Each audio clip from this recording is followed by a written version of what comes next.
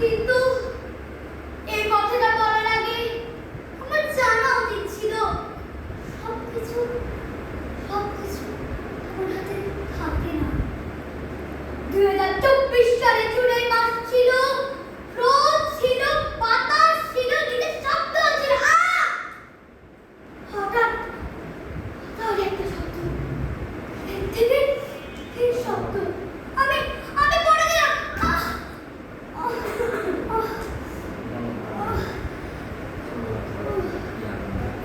রক্ত বাড়ছিল, কিন্তু কিন্তু আমার চোখ শরীরের দিকে ছিল না, ছিল ওর দিকে। ও